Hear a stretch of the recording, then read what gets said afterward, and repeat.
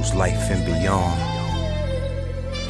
News, Life, and Beyond. New podcast, it's time you tap into it. Real life interviews, focus on your businesses. No propaganda or gimmicks, just two Dawns, Steve J and Adam May. News, Life, and Beyond. Performances. Some of the students in your class could be what? Juniors, or lowers, uppers, and seniors. Or, you know how we used to call it in NFA, or freshman, sophomore, upper, senior, in the regular high schools outside of NFA, right? I realized, you know, my mother was, she pushed and advocated for me, right, to select my own classes, right? And I was pushed also and coached by, was it Lou Allen, right? And he said, you know, DeMar, you're more than capable to do college preparatory work. Look what you have accomplished before you came to high school, you know, and look what you're capable of doing now. So I ended up going into college preparatory classes at NFA. When I got in those classes, all I saw was white kids. Except maybe, you can say it, bro. You know, only saw was white kids, right? Yeah, except for Brian Beard, yeah, James Justice, Tanisha Hadley, Marlo Adams, and that was it in our year. Yo, you remember Brian and James? James was older than Brian, and Brian was James's uncle. Yep. Yeah, I was like, what the fuck? Yep. That shit used to freak me out. Yo, be like, damn. I remember that. Yep. Yo, do you know what happened? I can never find him, yo. James. I see Brian. I ask him all the time, yo, where's your nephew? And he never answers me. Well, last time I saw James, we was at a picnic for a school function for our children. Oh, so he's good. And that was years ago. And but how is he doing now? I can't call it. Yeah. You know, it's just when I see you. I'll know how you're doing. Right. You Yeah, know, but other than that, you know, I mean, I've seen individuals who I interacted with the school with, grew up with throughout the years, and, you know, people who are on different planes of existence, if you know what I mean, or some people are still stuck. Right. Some people are still stuck in NFA. Some people still stuck after they graduated high school and think that they actually achieved something when they actually didn't. They're stuck. And, you know, like for me, growing up, I realized I didn't want to be stuck. And, you know, I entertained many vices and ideas throughout the years to make sure that I was not stuck, not realizing that I put myself in precarious situations that were beneath me. You know, beneath how I was raised, and you know, the standards that that my mother instilled in me. Right. Now, being that smart in high school or any, you know what I'm saying, did any of the black kids think you were a sellout because you were trying to be, you know, smart? No, most people... Like they do now, they be like, oh, look at that black, he's a white guy. You know what I'm saying? Then you wouldn't even know if I was if I was that smart or not, because... Because I don't even remember you being that smart.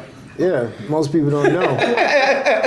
Serious, right? Yo, his mom and his wife's back there. Yeah. No, I was a dumb motherfucker back in the day. We used to move around so much, yo. No, serious, but you don't realize it until you sit down and you start to reflect of how did I put myself in that situation when I know better, right? And I had the opportunity to go into college preparatory classes, but I didn't excel there because I didn't feel as if I belonged. Right, I get that. You know, and so, and this is my point about my experience at NFA. I recall out of 182 our school year is a total of 182 days, right? Now, out of 4 years of high school, I missed a total of 192 days, of which in my senior year was 77 days that I was absent. But in my senior year, I had a reason. I broke my back. You know, most people would remember that when I was in high school, I walked around with a cane. Right? I had fractured my back during the summer, and that changed everything for me because my goal was to join the United States Army, go into the United States Army's intelligence service, and then, try to, like all kids, get out of the hood or get out of the streets. Use the military as that platform also to try to get me into college, right? But I broke my back, and the military was not going to accept me, right? Right after high school, I had surgery in '92, and I had surgery in '94, and during that time, we lived on Cedar Street, right? I was in community college. After the fact, I did get accepted to like 9 different universities, some HSBCs and a few local universities, right? But I didn't have the financial aid to go, right? And then 2, right, I just had back surgery. And then 3, the young lady I was dating at the time in high school, she became pregnant. So now, all these factors in, what am I going to do? I can't go in the military. I can't, I broke my back, so. Hold on, before you get to what you're about to get to. Remember some of the games we used to play in high school? Which games? Remember the one where we had teams, right? And we were going around jumping each other's team, no matter where we were. Did you play that game? No, I didn't do. Or how about the game where you extra chest and you punch them? During your birthday. Yeah. Didn't Otis punch you, right? Yeah, Otis punched me. Yeah, Otis snuck up behind DJ and punched him hard as shit. Yeah. Everybody tried to avoid this kid. He was what, like 6'5"? 6'5". Like 300 pounds. Yep. He was like a brick. But but the thing is, like, I didn't care how big he was. Yeah. At that time, I would have tried to take you down with an axe, chop you down to my size. But Otis got me. We played X my chest. Yeah. Bow! And then all the other games we used to do, and then most people don't know. Back in the day, we had smoking sections in our high school. We had 3. It stopped after we graduated. Yeah. Yeah, the 2 years right after we graduated, they ended the smoking section. So yeah, we had teachers that would come out and bum cigarettes off of us. It was a totally different time.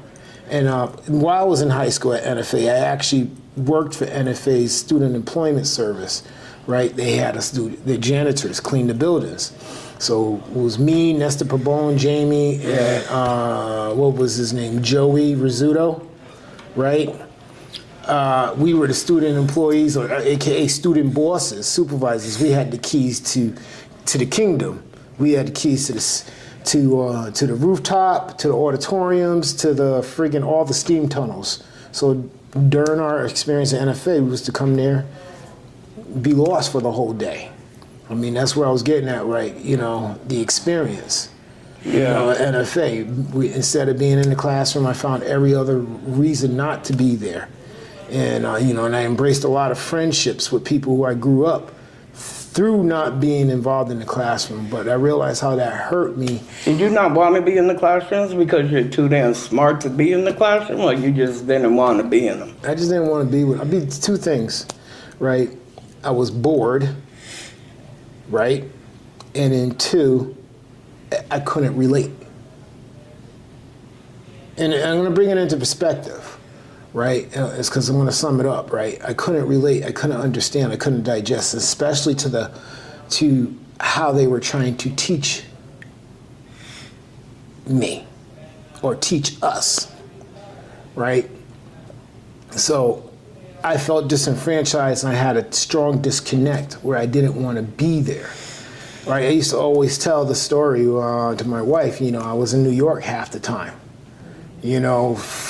Thursday night, me, Danny Vincent, we hopped in the truck, we gone.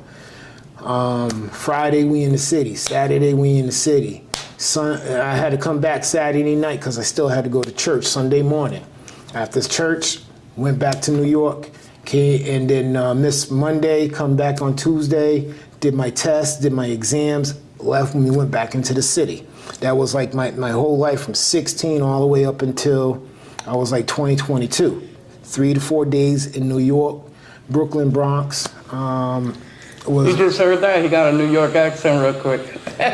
New York. New York. Yeah, so going back and forth. I mean, we were there all day, every day. You know what I mean? It was, I can tell you from Bushwick to Crown Heights, East New York, Liberty, the projects, everybody I know from out there on the streets to where they at today. Yeah, I seen Danny one time at Harper Health in the hospital up there. I forget what he did, but orderly or something like that, but that's where he worked, or he's a nurse. Yeah, he's a nurse now. Yeah, that's what he was doing. I seen him. He still looked the same. Yeah, in reflection, looking at those times, right, and then I was getting back to News, life, and beyond. New podcast, it's time you tap into it. Real life interviews, focus on your businesses. No propaganda or gimmicks, just two dawns. Steve J and Adam A. News, life, and beyond. News, life, and beyond. News, life, and beyond.